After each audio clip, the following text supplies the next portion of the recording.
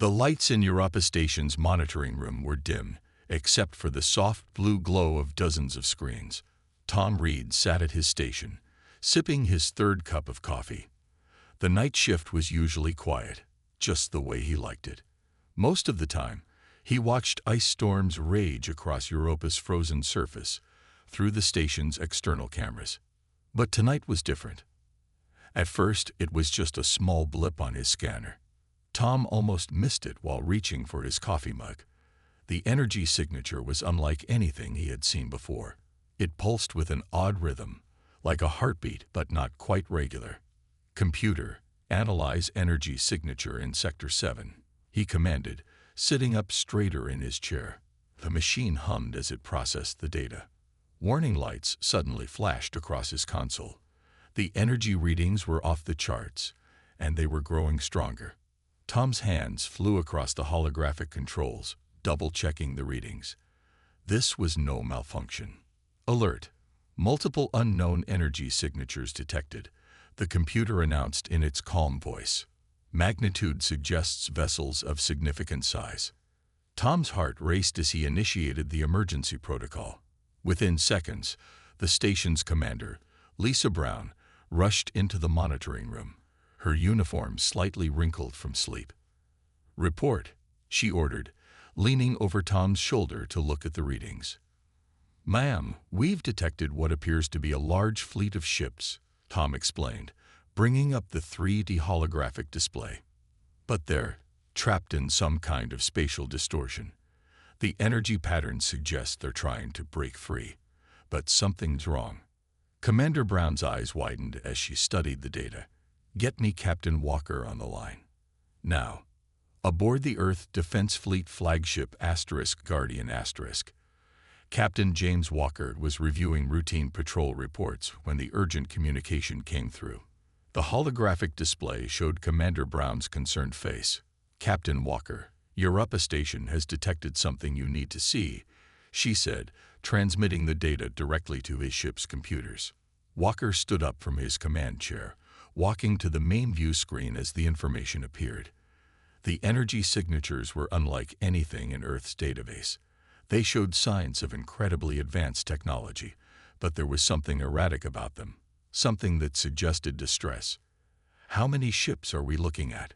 Walker asked, his experienced eyes scanning the data. "Initial estimates suggest over 300 vessels," Commander Brown replied. "And Captain, we're detecting life signs, thousands of them." Walker's jaw tightened. He had trained for first contact scenarios, but nothing quite like this. These weren't ships on a mission. They were ships in trouble. "Alert Earth Command," he ordered his communications officer. "Tell them we have a potential rescue situation, and get me our best quantum physicists on the line." The next few hours were a blur of activity. More data poured in from Europa Station's sensors. The fleet appeared to be trapped in what the scientists called a quantum pocket, a dangerous distortion in spacetime. The aliens' advanced drive systems had malfunctioned, creating a trap of their own making. The irony wasn't lost on Walker. These beings, with technology far beyond Earth's capabilities, were now dependent on human help for survival. "Captain," his science officer called out, "the pocket is showing signs of instability. If we don't act soon." He didn't need to finish the sentence. Walker could see the projections on his screen. If the pocket collapsed, it would take the entire alien fleet with it. "Plot a course to their location," Walker commanded, his voice firm and clear. "And contact every available Earth Defense Fleet vessel in the system. Tell them to prepare for our first major alien rescue operation." As the *Guardian* moved into position, Walker stood at the bridge window, looking out at the stars.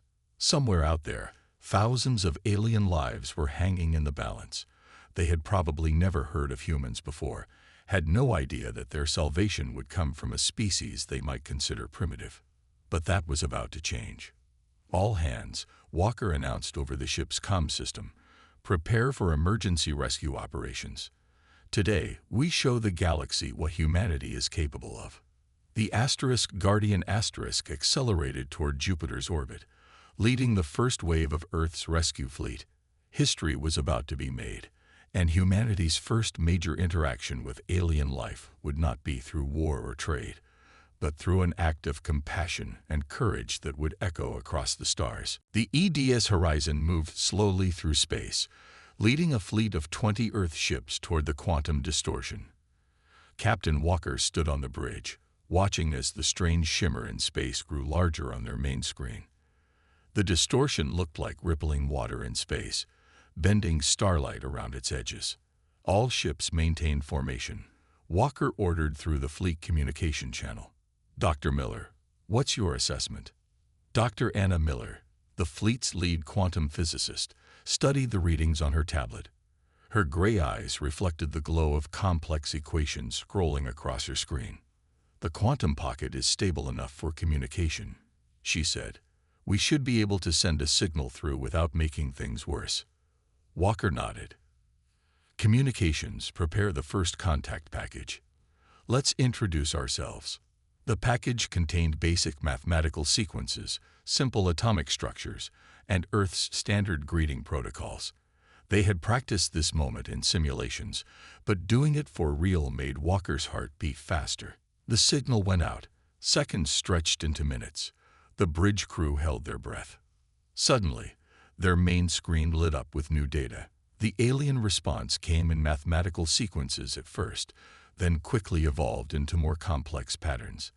The ship's computer worked to decode it. "They're adapting to our communication method," the communications officer reported, sounding impressed. They're sending us language patterns. The computer is building a translation matrix." Within minutes, the first translated message appeared on their screen. "To approaching vessels, we receive your greeting. We are the combined fleet of the Star Nations, and we are in dire need of assistance." Walker leaned forward in his chair. "This is Captain James Walker of the Earth Defense Fleet. We're here to help. Can you tell us what happened?" The response came faster this time. The main screen showed an image, an alien bridge much like their own, but with strange, curved architecture.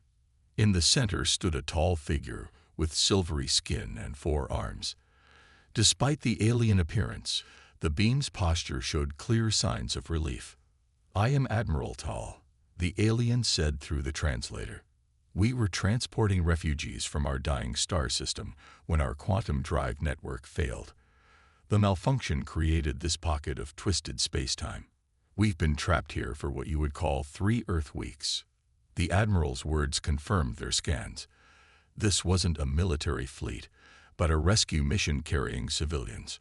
Walker felt his determination grow stronger. "How many people do you have aboard your ships?" he asked. "Over 50,000 civilians," Admiral Tal replied. "Many are families with young ones.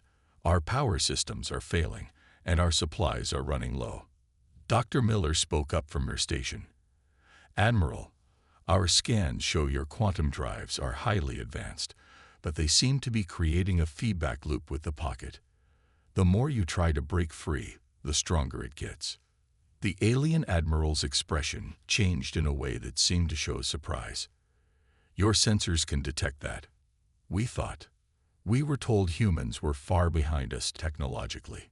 Walker allowed himself a small smile. "We may not have quantum drives, Admiral, but we understand the basic principles. And sometimes a fresh perspective helps." He gestured to Dr. Miller to join him. "We have an idea for getting you out, but we'll need to work together. Our technology might be simpler than yours, but that might be exactly what we need right now." Admiral Tal was quiet for a moment, considering. The stakes were clear. 50,000 lives hanging in the balance, depending on help from a species they had considered primitive. "Tell me your plan, Captain Walker," the Admiral finally said. "We are open to your guidance."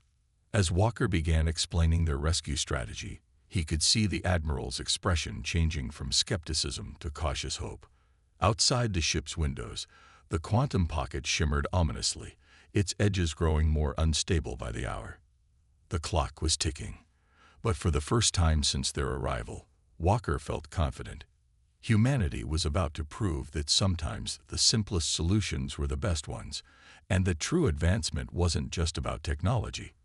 It was about the wisdom to know when to try a different approach.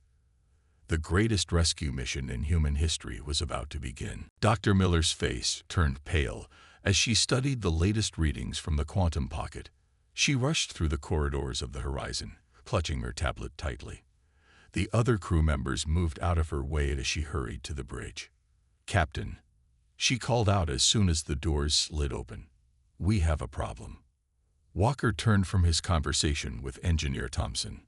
One look at Miller's face told him this was serious. "The quantum pocket isn't just holding the alien fleet," she explained, bringing up a 3D display. "It's growing.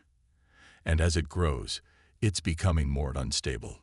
The hologram showed the pocket as a swirling mass of energy, its edges pulsing with an angry red color. Small tendrils of quantum energy reached out like hungry fingers into normal space. "How long do we have?" Walker asked. "At the current rate," Miller zoomed in on the data, "maybe 48 hours before it becomes too unstable for any rescue attempt. After that, the pocket will either collapse or explode. Either way." She didn't need to finish the sentence. Walker opened a channel to Admiral Tal's ship.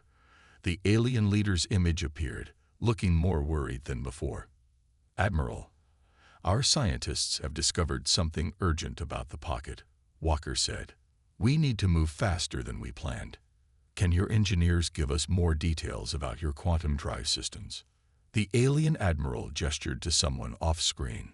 Soon, complex technical diagrams appeared in their shared display. Engineer Thompson studied the alien technology with wide eyes. "This is incredible," he said. "Their drives work by folding space-time like paper. But the safety systems are so complex that when they fail completely." "Can we repair them?" Walker asked. Thompson shook his head. "No chance. The technology is too advanced.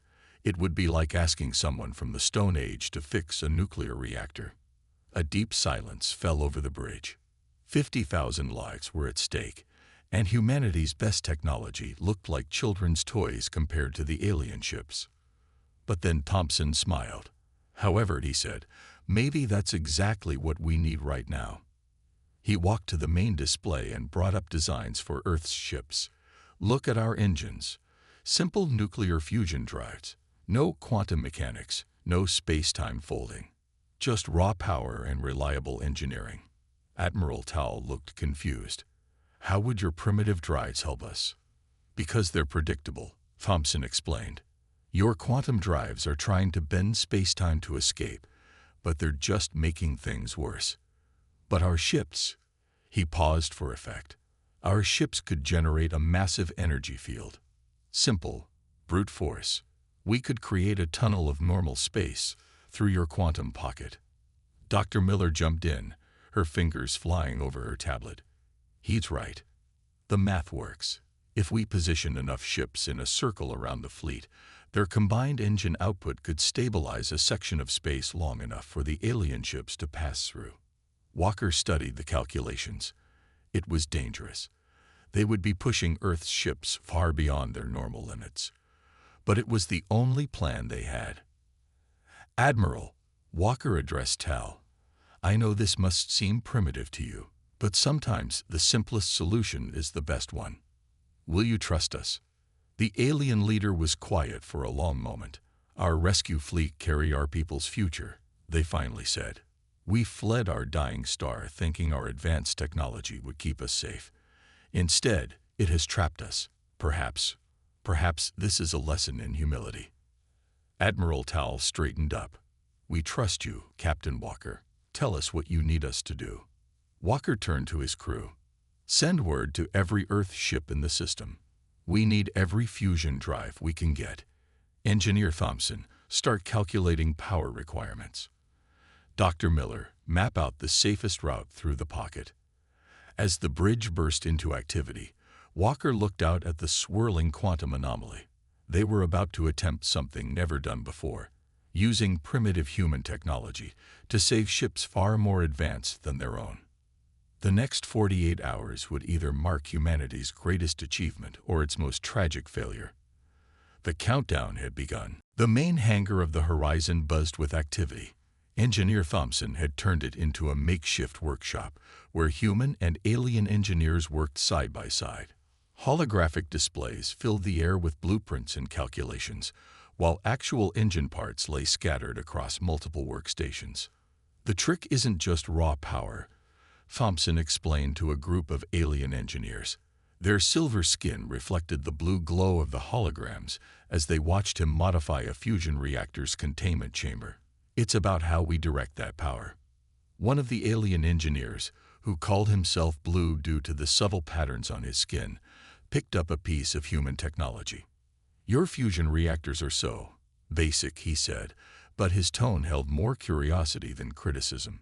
Yet you can control them with remarkable precision. Thompson grinned as he made another adjustment. Sometimes basic is better. No offense, but your quantum drives are so advanced that when something goes wrong, nobody can fix them. Our tech might be simpler, but we understand every bolt and wire. Across the hangar, Dr. Miller worked with another team, mapping the quantum pocket structure.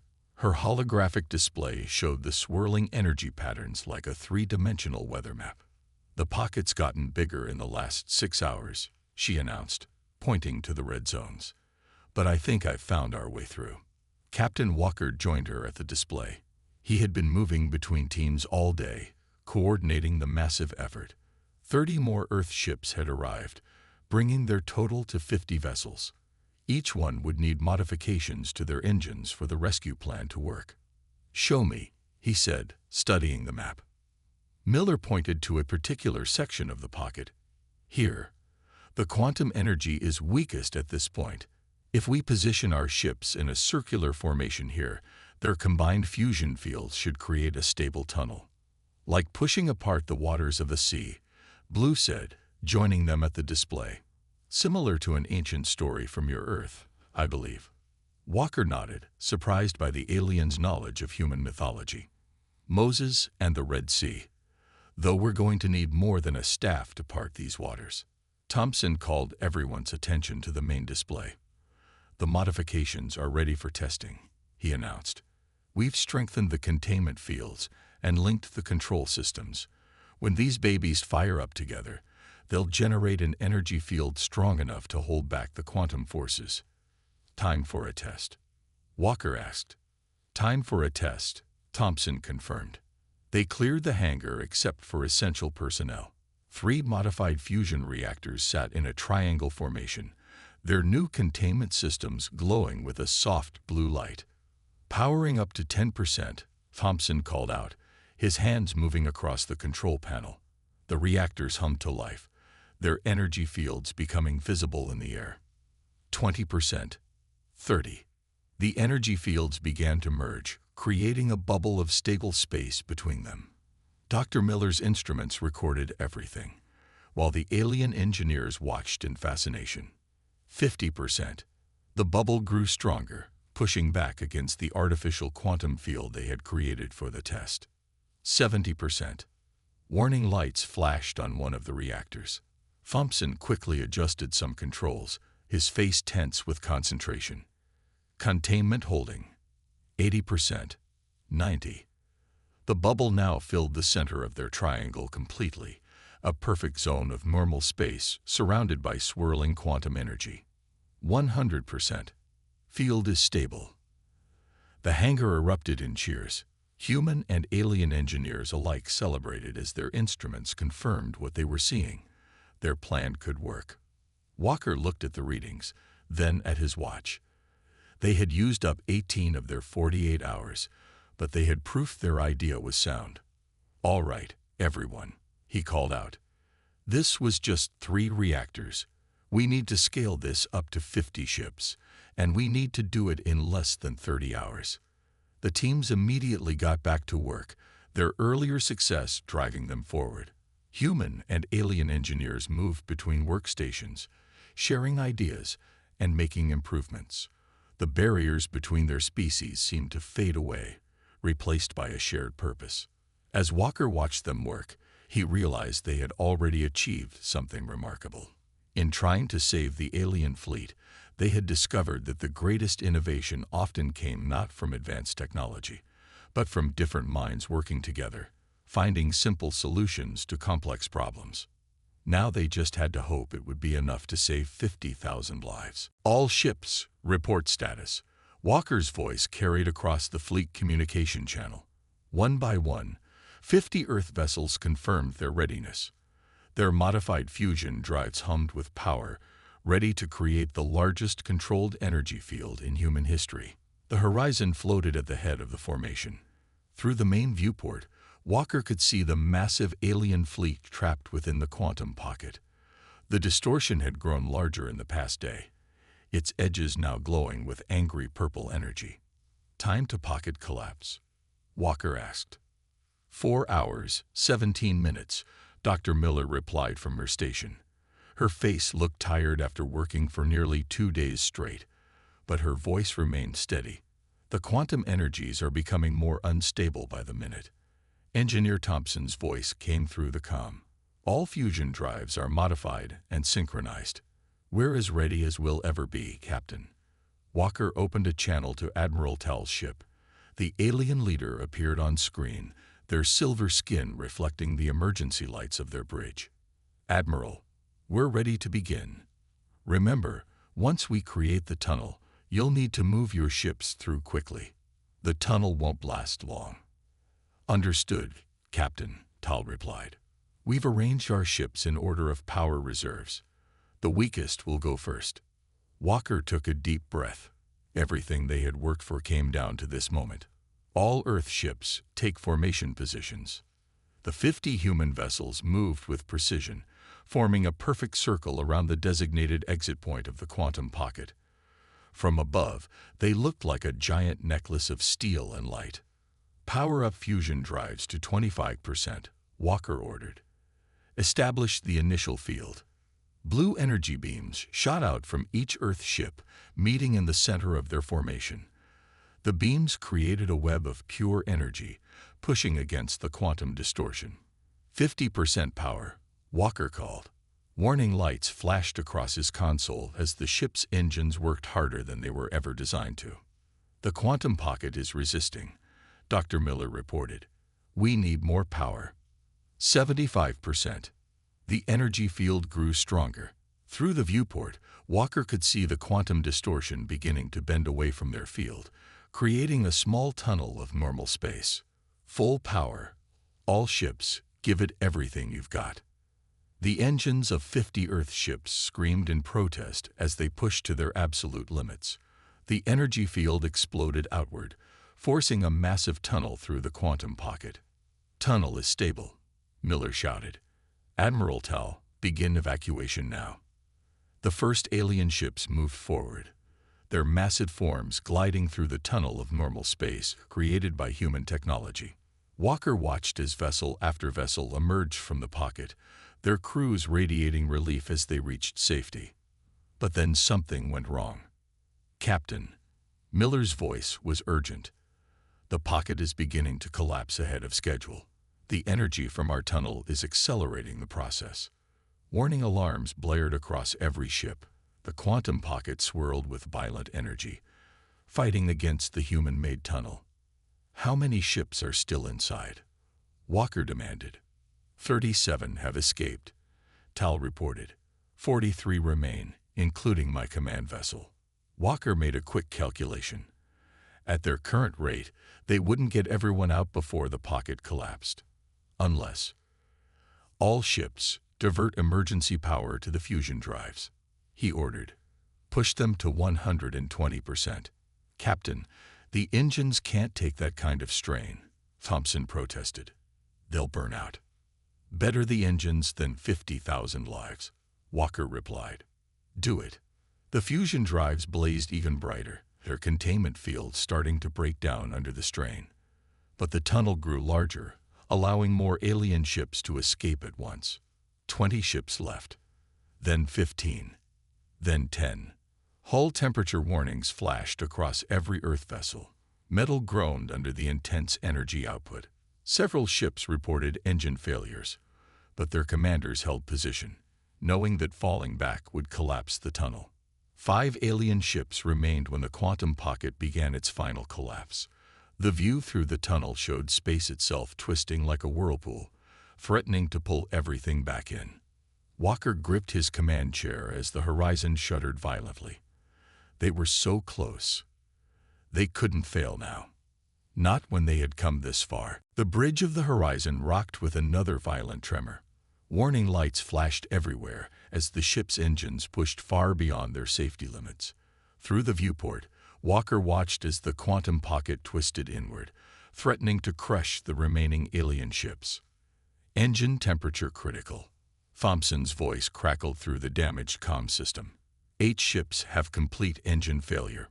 We're losing the tunnel. Dr. Miller worked frantically at her station, her fingers flying over the controls. The pocket's collapse is accelerating. At this rate, it'll crush the remaining ships in less than 2 minutes. Walker looked at the tactical display. 5 alien ships were still trapped, including Admiral Tal's command vessel.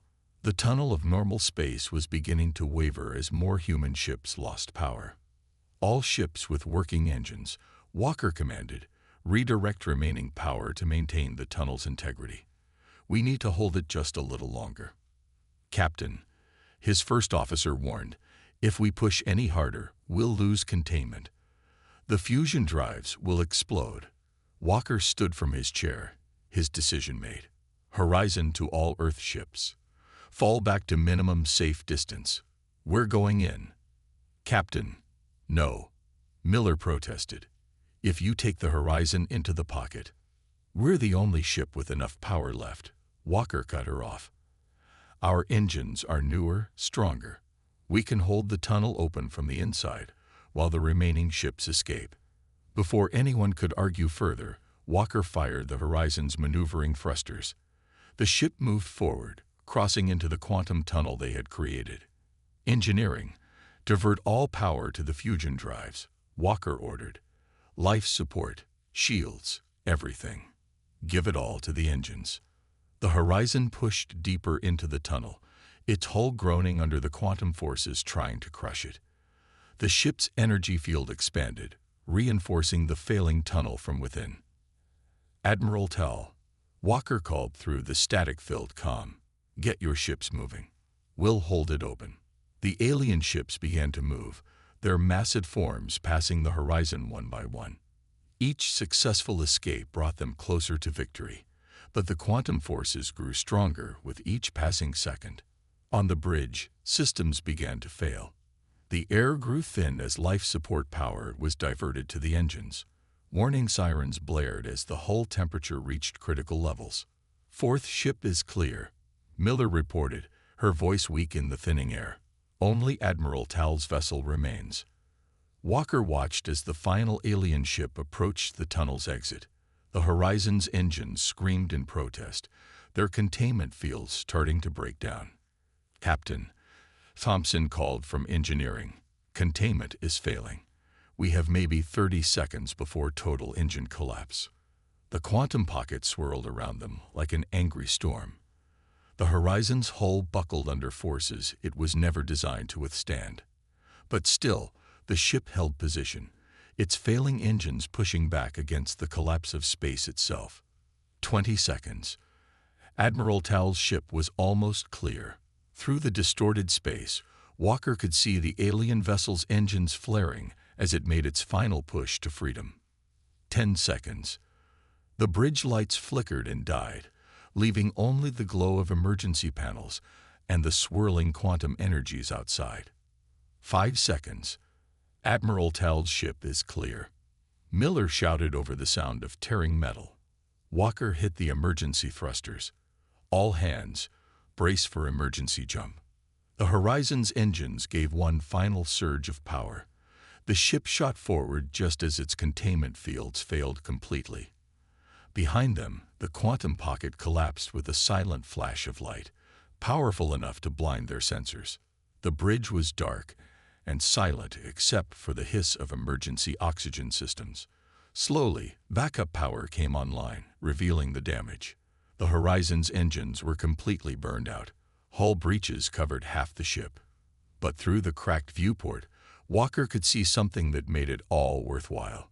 The alien fleet, all 300 ships, floated safely in normal space, and around them, the remaining Earth vessels moved in to assist their wounded flagship. They had done it, not with advanced technology or powerful weapons, but with determination, courage, and the willingness to risk everything to save others. As emergency teams began repairs, Walker received a transmission from Admiral Tal. The alien leader's voice carried an emotion that needed no translation. "Captain Walker, you and your people have shown us the true meaning of advancement. It is not measured in technology, but in the heart of those who use it." 1 month after the rescue, the Earth's orbital station buzzed with activity. Hundreds of delegates from across the galaxy had gathered for a historic meeting. The station's main conference hall, usually plain and functional, now sparkled with holographic decorations and floating lights. Captain Walker stood at attention in his new dress uniform, the burns on his face still healing. Beside him, Engineer Thompson fidgeted with his collar while Dr. Miller smoothed her jacket for the 10th time. They watched as alien diplomats from 20 different species filed into the hall. "Did you ever think we'd see something like this?" Thompson whispered, looking at the incredible variety of beings around them. Some floated on anti-gravity platforms, others walked on multiple legs, and a few seemed to shift forms as they moved. "Never," Walker replied quietly. "A month ago, most of us thought we were alone in the galaxy." Admiral Tal stood at the speaker's podium, their silver skin shimmering under the lights. The alien leader had called this gathering of the Galactic Council something humans hadn't even known existed until now. "Honored representatives," Tal began, their translated voice carrying clearly through the hall. "We are here today to recognize an unprecedented act of courage and innovation. The people of Earth, whom many considered too primitive for contact, have proven themselves to be among the most advanced species we have ever encountered." Holographic images appeared above the podium, showing the rescue operation. The Earth ships formed their energy tunnel, holding back the quantum forces through sheer determination and ingenuity. "When our quantum drives failed, we thought ourselves doomed. Our advanced technology, which we took such pride in, became our prison. But the humans," Tal gestured to Walker and his crew, "they saw solutions where we saw only failure. They used simple technology in ways we never imagined possible." The Admiral raised all 4 arms in a formal gesture.